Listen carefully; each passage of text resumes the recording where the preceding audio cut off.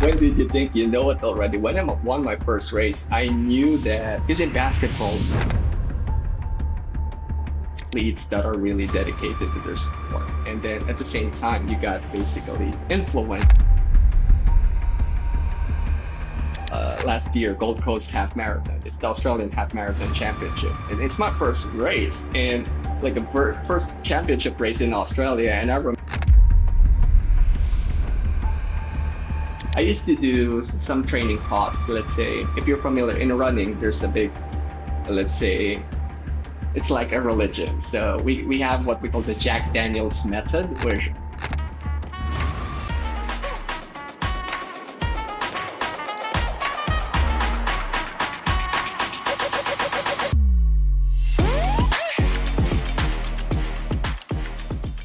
And thanks for tuning in today. This week's episode is brought to you in conjunction with Upskilled and their mini MBA. If you want to get the skills and knowledge to help move you forward without all of the big expense, then this mini MBA with Upskilled is the right way to go. Follow the link in the show notes and you can get $500 off. Joseph, welcome to the show. Great to have you here. yeah, thank you for having me, Ryan. Yeah, it's well, actually, it's good to catch up again because I suppose it's been a few months since we bumped into one another at I guess at a shop opening or a clinic opening, and yeah, we just got chatting there, and I thought, hey, this is going to be it'll be great to just bring a bit more of your conversation onto the show. So thanks for being open to pick up where we left off. Yeah, exactly. Yeah. Well, listen, Joe, why don't we kick off with an introduction? So, just for those who are listening, watching, who don't know who you are, just give us a quick intro. Yeah, basically, I'm Joseph Ogacion. I'm originally from Philippines, and I'm a Paris Olympic qualifier for the marathon, and I do a little bit of cycling here and there. So I moved into now to Australia, basically pursuing a little bit of a career also right around in pediatric physiotherapy at the same time pursuing still sports at the age of 30. Love that. Thank you. Listen, that's a great intro. Do you know what? What I found from all these intro, the humility is absolutely fantastic. I like the way that you, yeah, qualify for Paris Olympics in the marathon, do a bit of cycling as well. From an athletic perspective alone, I think it's a bit more than that because I know what really got me thinking was, man, how do you qualify? How can you be world class in two sports and have to actually start to make choices between the sports? So when you say a little bit of cycling, just talk a bit there. The bit that gets me is you were world class in two sports. Talk to me a bit about that. Yeah, basically in cycling, there's two types of disciplines. Basically, I think most of the people will ask for the France. Basically, that's called road cycling. So the discipline I specialize on is it's called time trial cycling. So when you say time trial, we call it the TT. Does we have different types of bikes? Probably on the screen you can see it briefly. On the left side of me is actually just your standard road bike, and then on the right side of mine is specialized bikes. So these are time trial bikes wherein we're riding at speeds of probably 50, 60 kilometers per hour. And then you have to hold that speed for probably a good hour if you're really strong enough. Yeah, got to be kind of strong. So you were you're lucky enough to have sort of been invited to represent your country in both TT and in endure and in marathon running. Yeah. Yes, exactly. Yeah. And listen, we're going to come back to sort of what you're doing now, but I wanted to start with this dual sport and the fact that clearly you couldn't choose.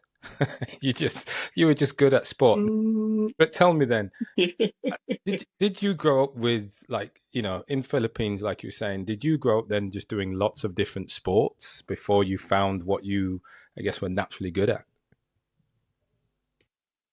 the funny thing is in the Philippines, basically the famous sports will be basketball. Basically basketball. Everyone wants to play basketball.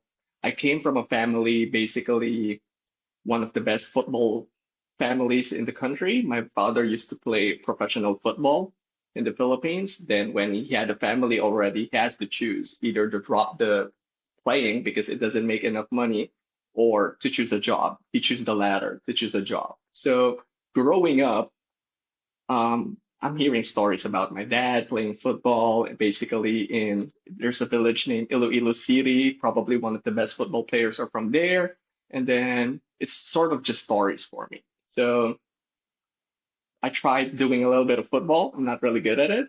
And then I tried basketball. I dedicated myself to basketball probably as early as third grade.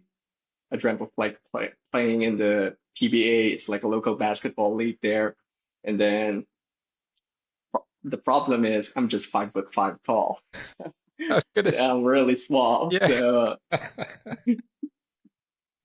the height isn't there. So probably I'll just play guard, so a one guard, and I played that a bit until high school. So that will be 12th grade, but still couldn't make it because once you get to the collegiate leagues, you have to be at least 6 feet tall. So during that time, when we have what we call basketball training, I remember this as early as probably 11, 12 years old.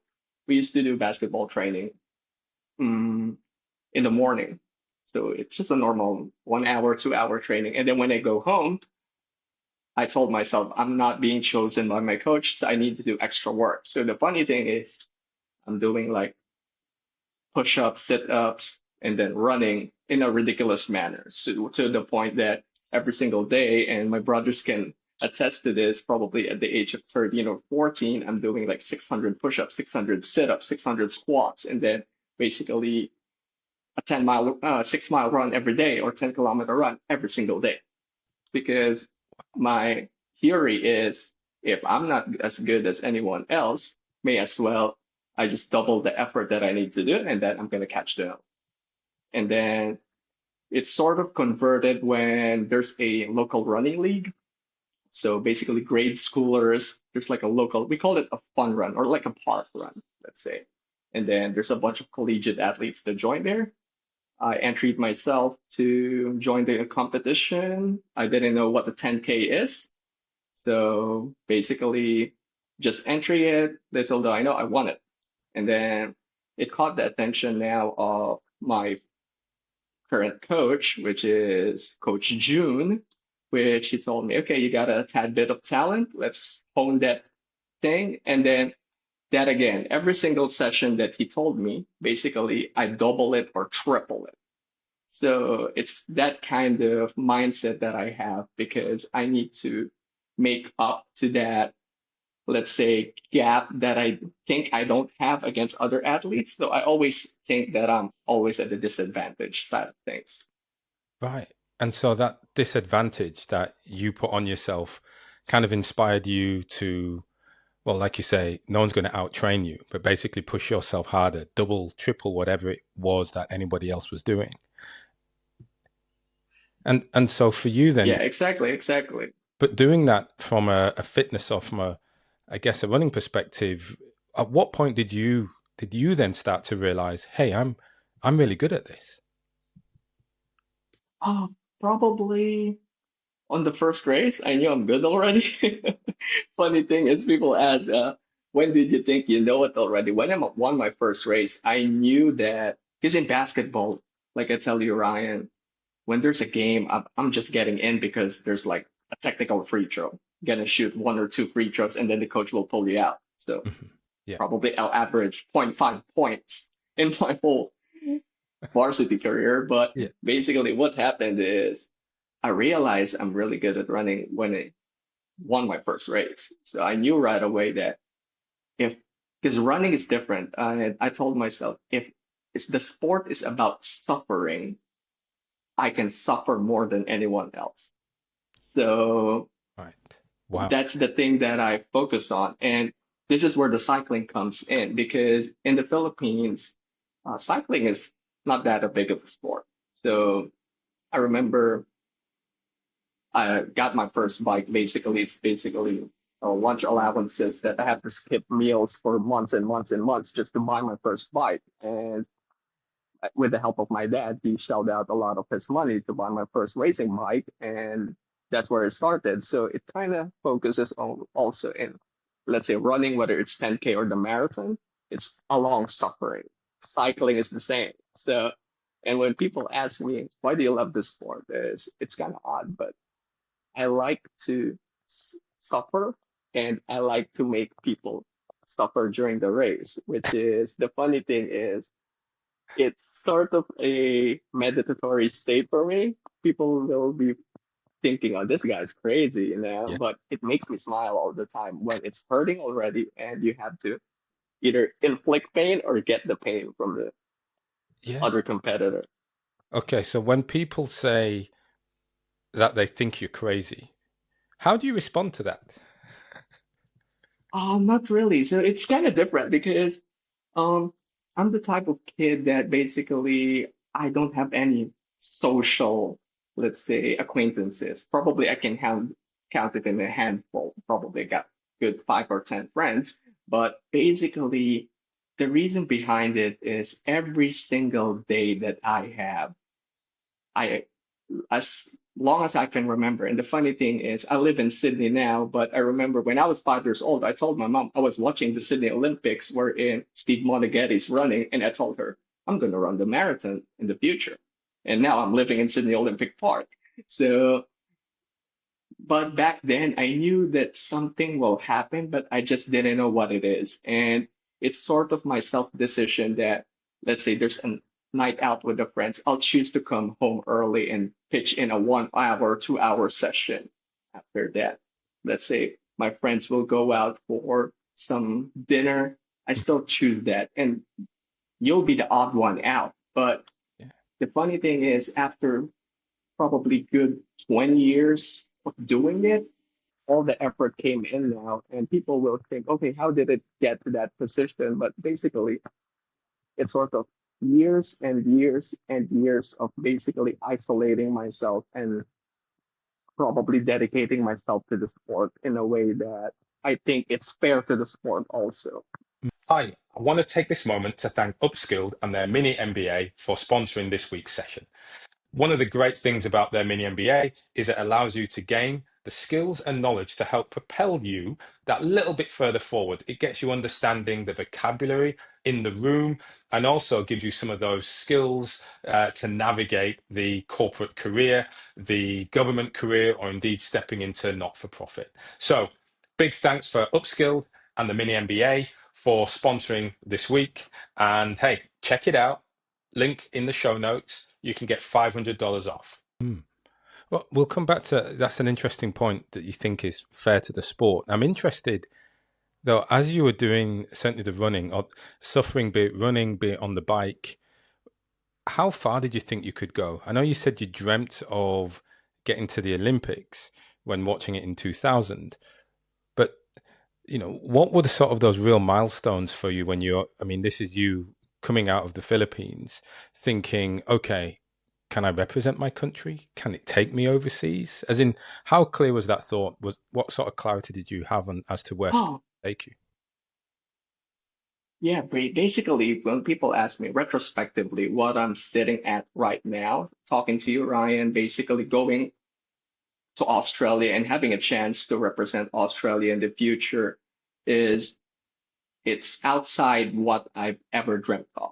I knew something will happen, but basically, just like anyone else, probably I spoke to a lot of, let's say, marathon greats and Olympic greats, and they told me the same thing. It's like we just put in the effort and we didn't know that we're gonna get here. For me, I'm not there yet. I still have a good I'm just 30. I know I still have good 10 years ahead of me, but it's just about putting the effort.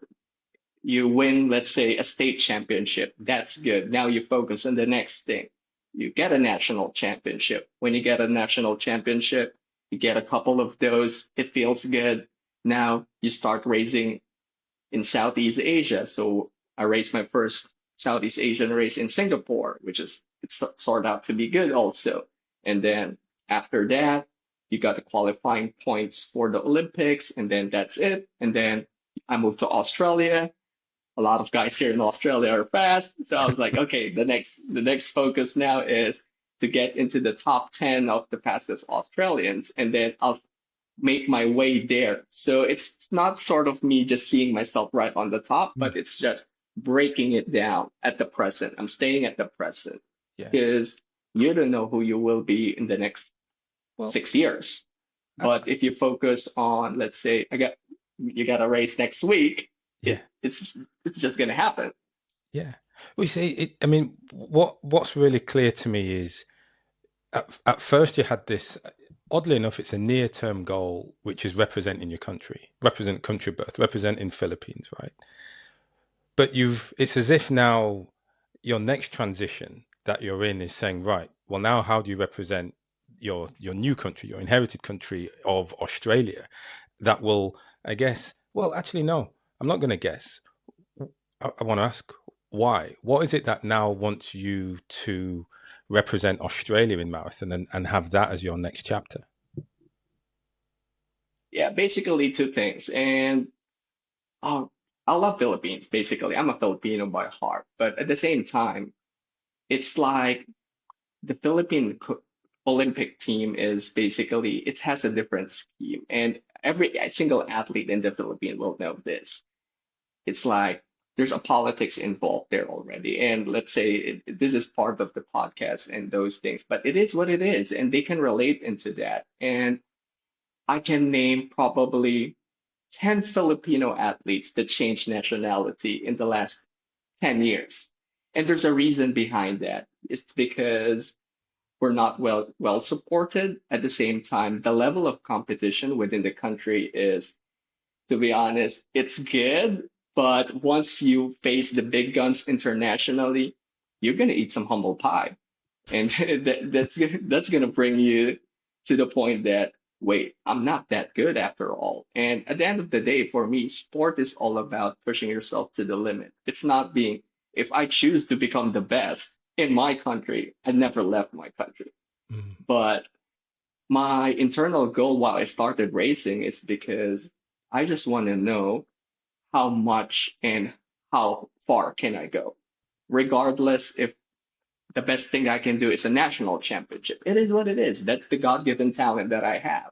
But if I can bring more, it's just basically being fair again to the sport and the talent that you have. Yeah. So talk to me about that being fair to your talent and fair to the sport. Yeah, basically, yeah. A lot of people ask me because I always tell that it's like for me, what I treat sport is basically, especially now with the social media coming in, it's a combination of two things. You will see basically athletes that are really dedicated to their sport. And then at the same time, you got basically influencers that basically there's two things.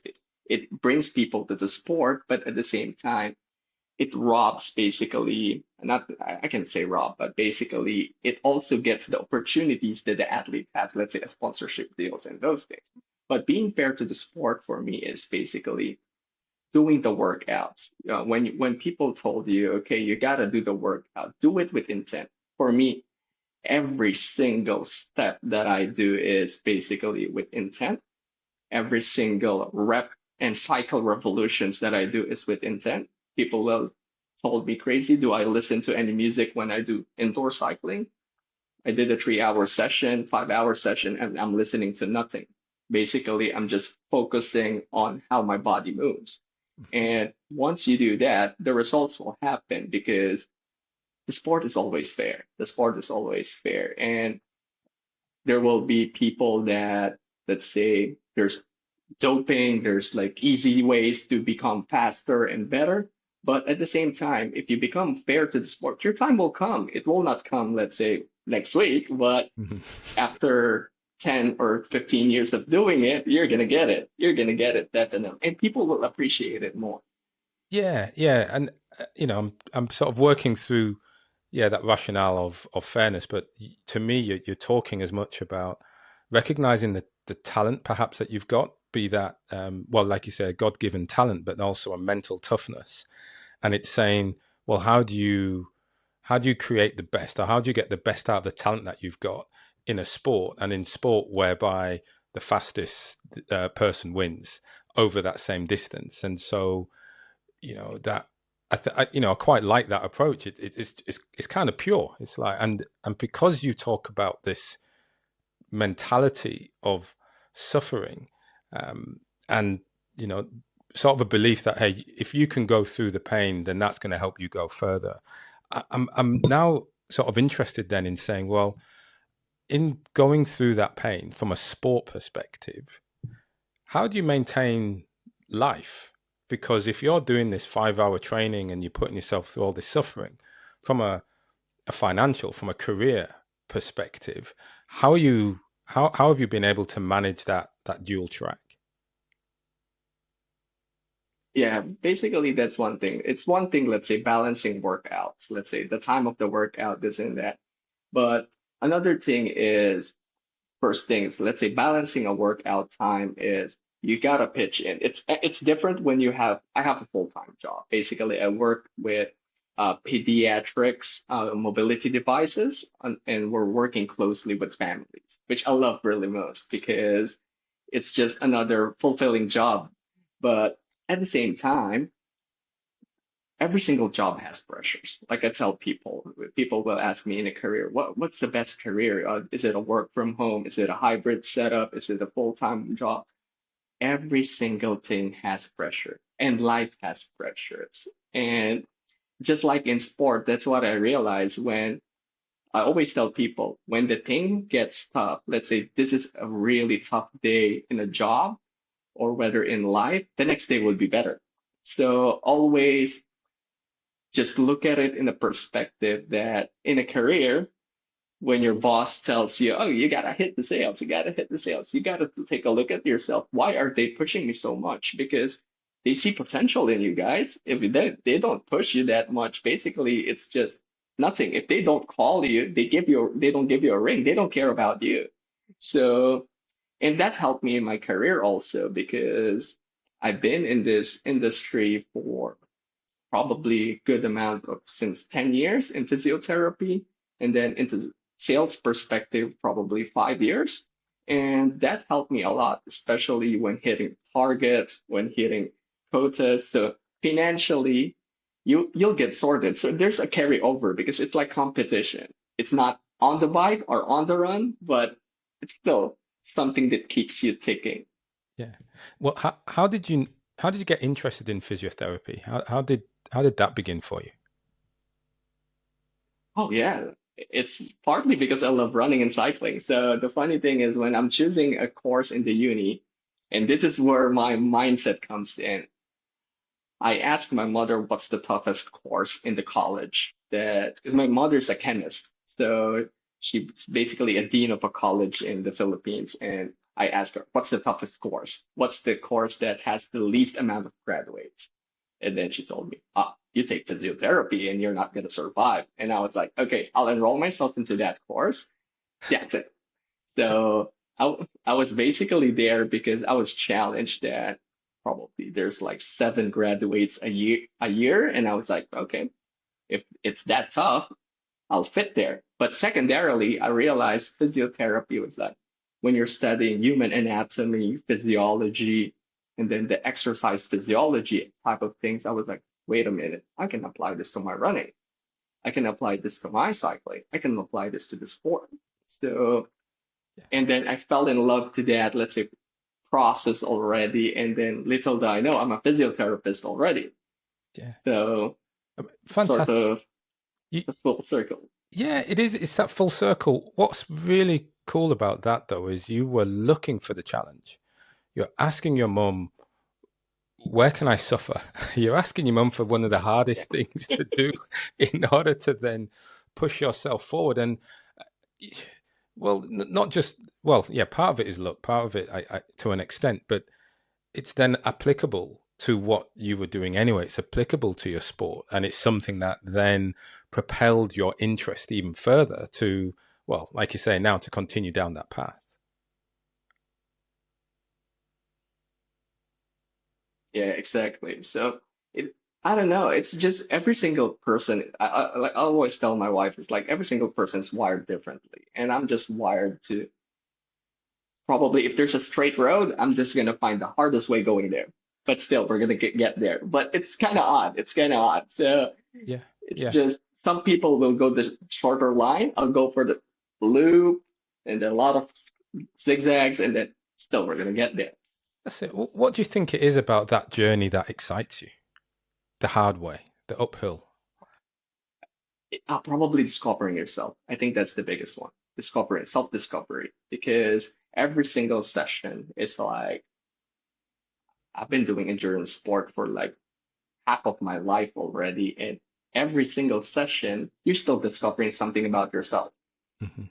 Yeah. And it's different. So people will think your workout will be like a 10-kilometer run in the morning, let's say a 30-minute run in the midday, and then another 10-kilometer run in the afternoon. But every single session, you feel different. So, and there's life around it. Let's say you bring in the kids early in the morning, they feel good, that's good.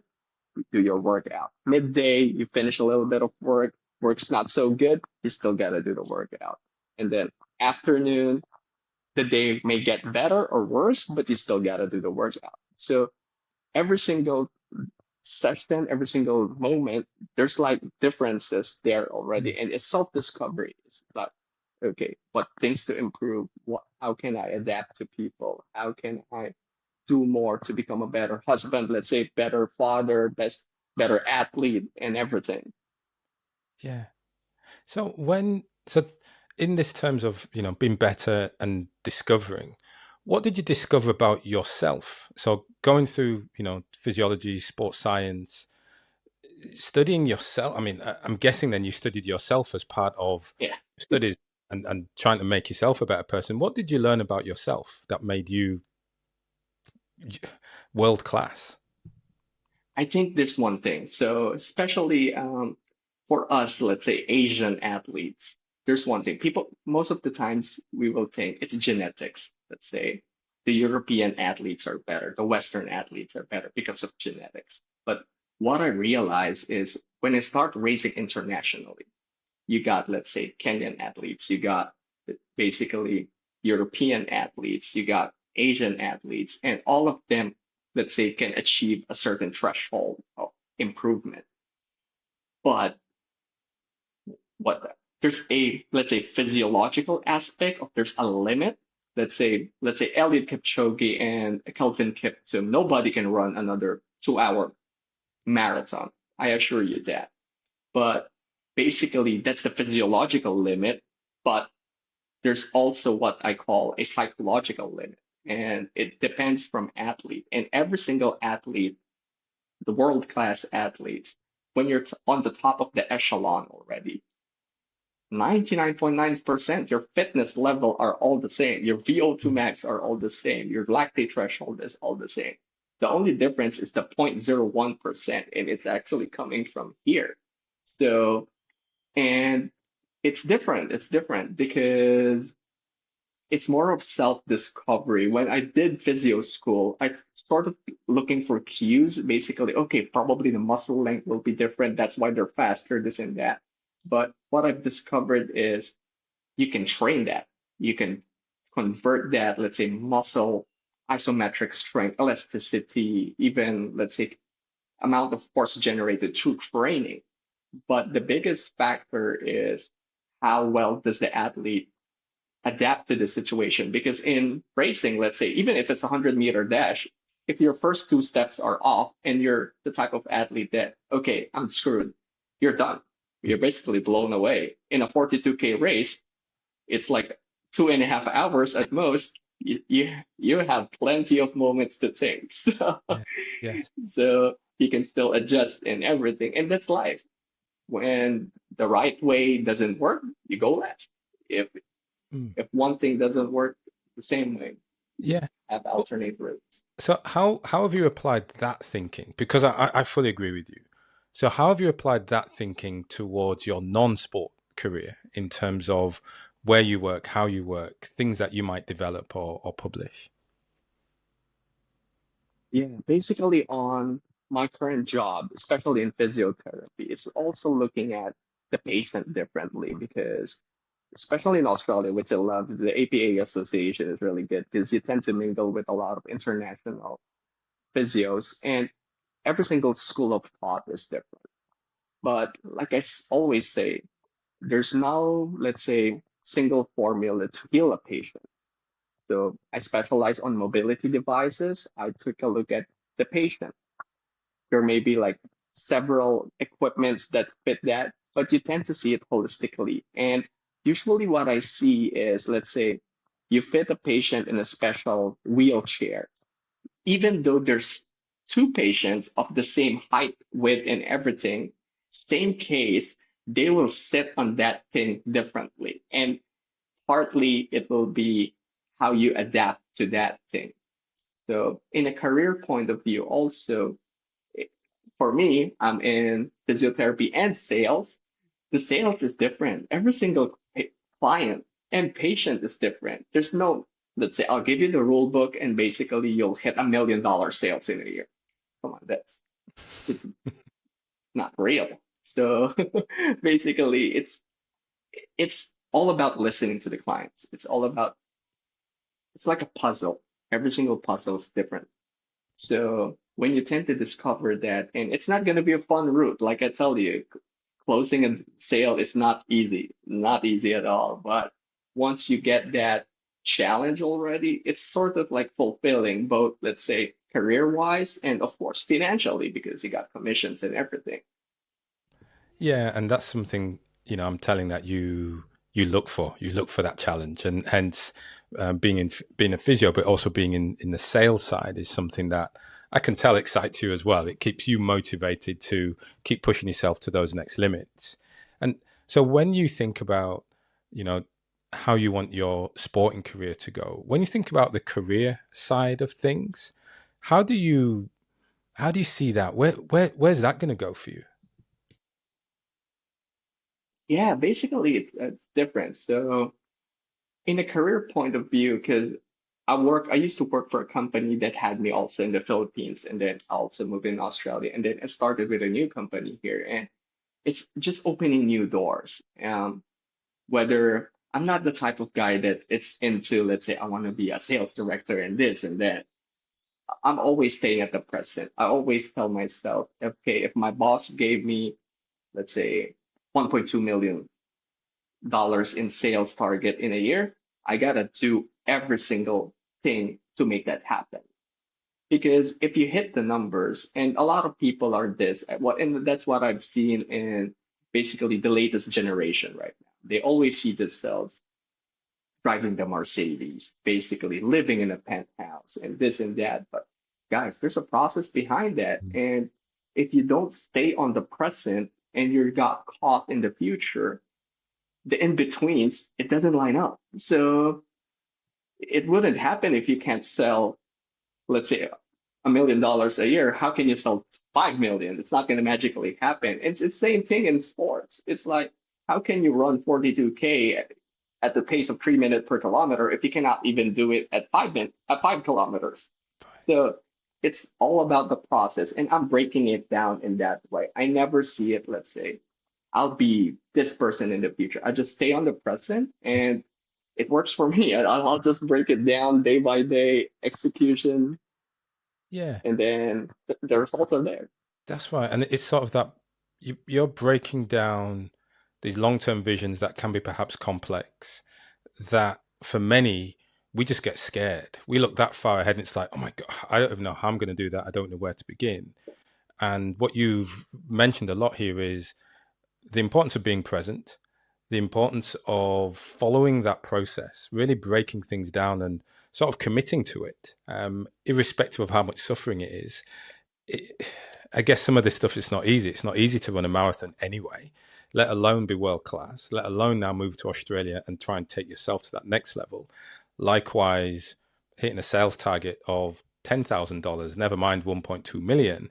Yeah, These things are going to take a lot of time to achieve. And you're really preaching this view on break it down, get it into these small bite-sized chunks, and just commit to that process.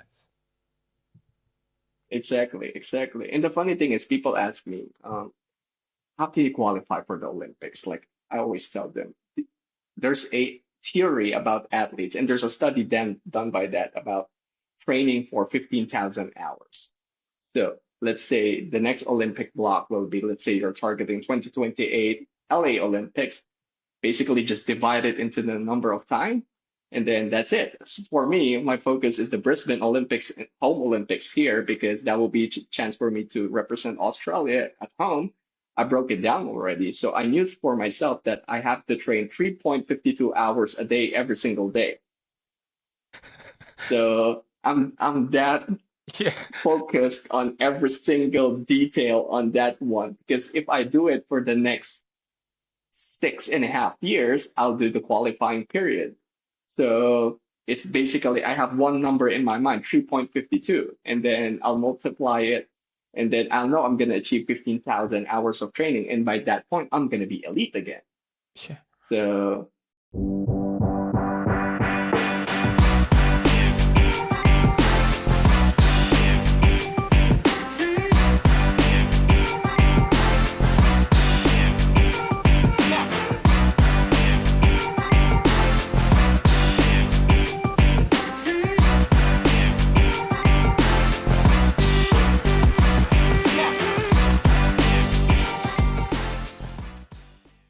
Well, what about the doubts?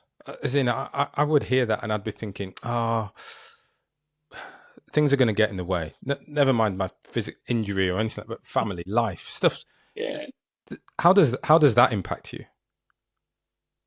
of course, like I always tell, people will ask me, have you ever doubted yourself? Oh, plenty of times. And, but I always go back to that kid when I was like 5 years old, like dreaming going to watching Steve Moneghetti run the Olympics. And I was like, I'm inspired by that guy. And I was like, I'm gonna go to Sydney soon. I'm gonna go. I told that to my mom when I was 5, and it's pure innocence. But basically, having doubts to yourself is normal because you're only human. You're only human. Like Chris McCormack told me before, it's like, yeah, you're only human, but basically, I doubt myself more times than anyone else. I tell you that. But I always tell myself that I just have to keep executing. Let's say your workout today is a 60-kilometer bike ride and you only have 1.5 hours to do it. It is what it is. That's life. But there will be days that you'll have, let's say, a good 3 hour chunk that you can train. Let's say you wake up this morning, your plan is like a 10K run, you can't do it. It is what it is. Mm. Basically, focus on the present, focus on the things that you can focus on. If you can't train, eat healthy. Eat Yeah. something that you can focus on. Do your stretching. Right. So I'm Yeah. just finding ways every single day. Yeah. You're finding ways. You have a plan, but that plan isn't fixed. It's not rooted so that you Yeah, can't adjust around it. You're able to, like you say, you can control what you can control. And where you can't, hey, you then have an alternative plan like that you can do something else to manage. And what I really like about what you said is you you have doubts. In fact, you probably doubt yourself more than anyone can imagine, but that's okay. That you've normalized doubt. You haven't made it a thing and get this out of my head. You've kind of just said, yeah, okay.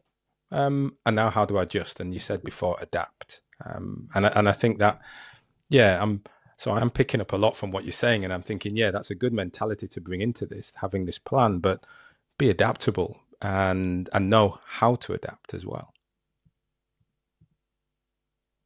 yes, exactly, exactly. I remember the most nervous race I've been in is last year Gold Coast Half Marathon. It's the Australian Half Marathon Championship, and it's my first race and like a first championship race in Australia. And I remember I walk into the start line, and they're calling the elites, and they're like, I look at my shoulder. I was like, this is the guy I competed in Singapore. So like the fastest guy in Singapore was there. And then I look behind me. There's like, oh, this is the guy I trained in Vietnam, and he's an Olympian also. I look at front.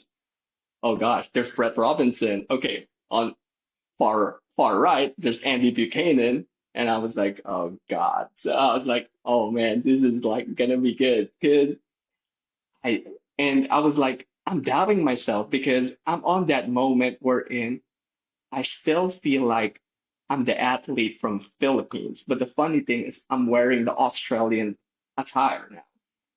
And it's kind of confusing for me because I was like, these are my, and that's for me a full circle moment. I was like, these are the competitors I used to compete with for like ages in Southeast Asia.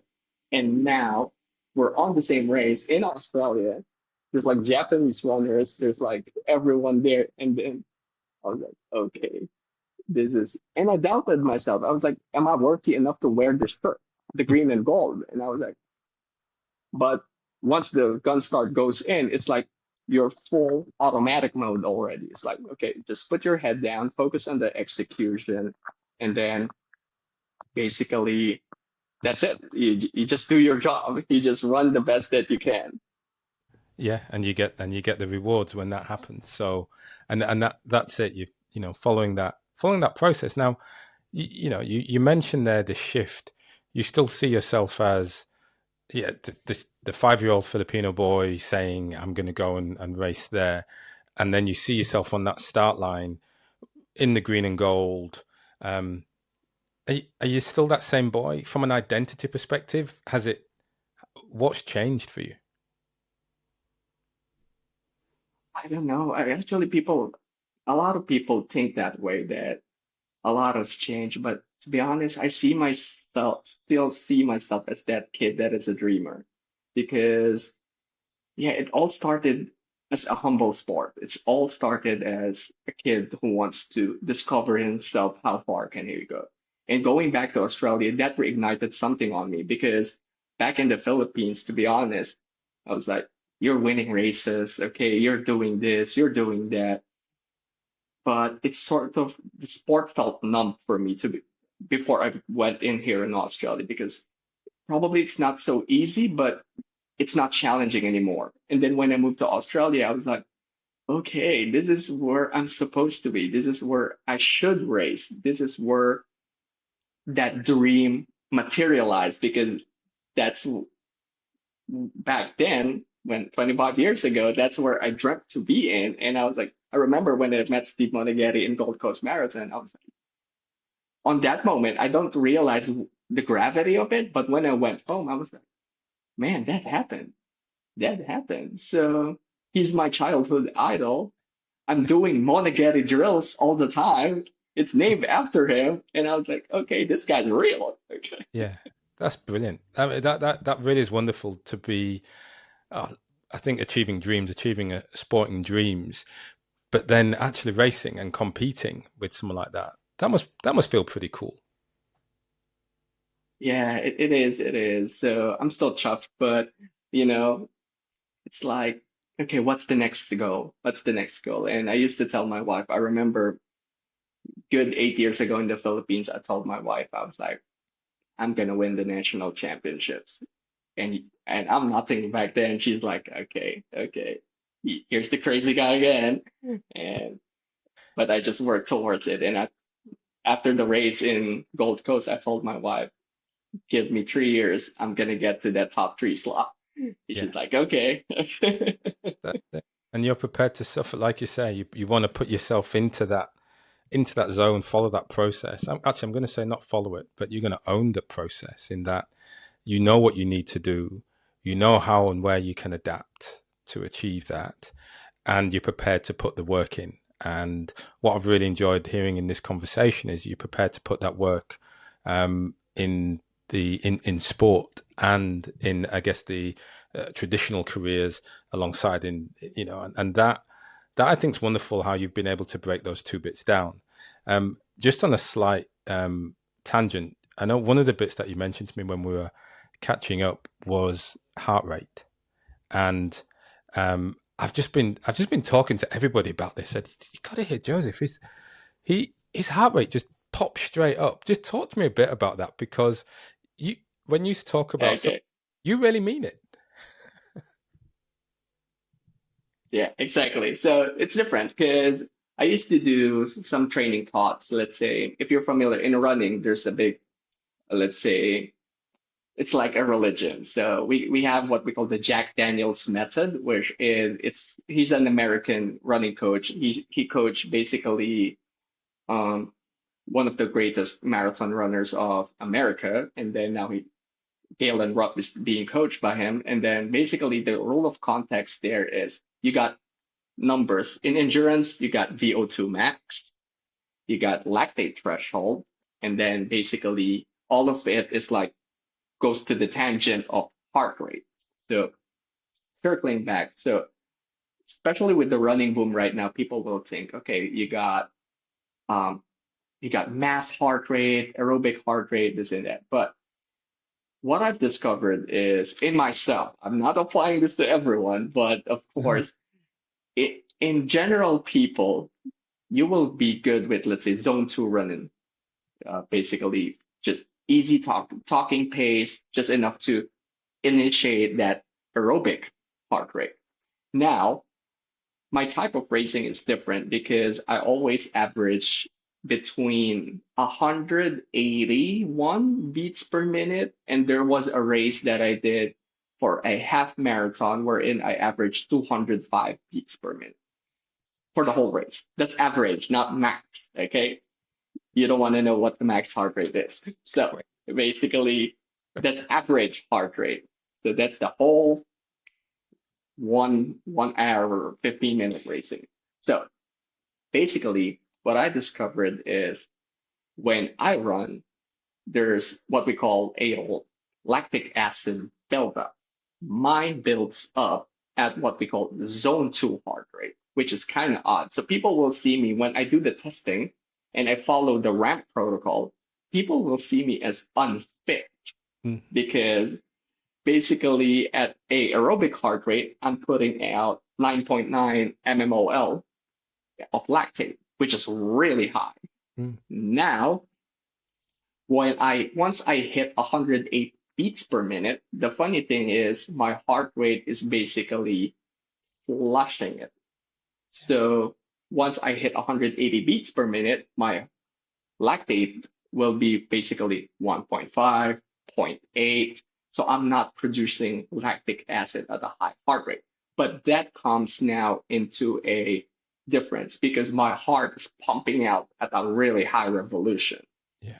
So doctors have diagnosed me with basically what they call right ventricular hypertrophy because my heart rate is so high during competition that one of my ventricles basically enlarge. So yeah, it's basically different physiology. And like I said, but going back to me studying physiotherapy, everything on the book, it's correct, guys. That's why we studied it for 4 or 5 years and some even 7 years if they have a doctorate degree. But there are people that are outliers. And funny enough, I didn't know it's me. So it's just basically the way it is. And when I race, I always maintain a high heart rate, like 180 right off the block. So I have to sprint hard to raise my heart rate. Because if I go anything lower than that, that's where the suffering happens for me in terms of musculoskeletally. And like I said at the time, that was quite amazing. And for me, just hearing that, hitting my what is pretty much my max heart rate is where you need to start. So watching you kick off a race, run the first 100 meters, first 5K, you have to be out in front and really get yourself going. There's none of this slow pace that you can do. I just think it's fantastic to hear it. But what it also brings back for this conversation is what it means to be fair to yourself, what it means to recognize the talent that you have, and how, therefore to best demonstrate that and make use of it. And, I really get that sense from you in this conversation. It's like, well, hey, this makes you that anomaly, that makes you that outlier. Okay, how do you best use that outlier? What can you give? Give for that. And I just think it's great. So I've I've really enjoyed this conversation, Joseph. It's been it's just been fascinating hearing your perspective. Um, I'm curious. Then I know that you teach as well. You bring people along the journey. From a physio perspective, but also in sport. When your students or people come to you and ask you questions about how can I, achieve that potential, how can I do my best, what kind of advice and guidance do you give them from your perspective? Yeah, usually I always just tell them one thing. It's basically just enjoy the process and be honest to the sport because that's what I always say. Be honest to the sessions. If you're doing a session currently and you don't feel good and that's the most that you can bring out of it, don't let the numbers hold you back because it depends. The heart rate may tell you you don't feel good, but physically you're there, and it's the other way around. So always stay present and never set anything in stone. And this is probably the most weirdest way people will think it, but be flexible. Be flexible because adaptability is one of the greatest keys to success. You got life. You're not just an athlete. You're a father. You're an employee. You're a boss. You're a husband. You're a brother. You're a son. So basically, being present in those all facets helps you become a better athlete because people think you have to be really selfish, but you have to have the holistic part of it. Joseph, I like that. Thanks very much. Now, you're quite active on social media. For those listening and watching who want to follow your journey or even get in touch, where's the best place to find you? Yeah, basically on Facebook. So I have my Facebook. Basically, it's my whole name, John Joseph Ogacion. And then if you want to follow me professionally, which is always, let's say, a lot of my posts is about combining sport and career, hitting sales target, those things, they can follow me in LinkedIn. So that's the same name also. It's going to be John Joseph Ogacion. Good man. Joseph, thanks for joining us on the show today and bringing your perspective to this story. Thank you, Ryan.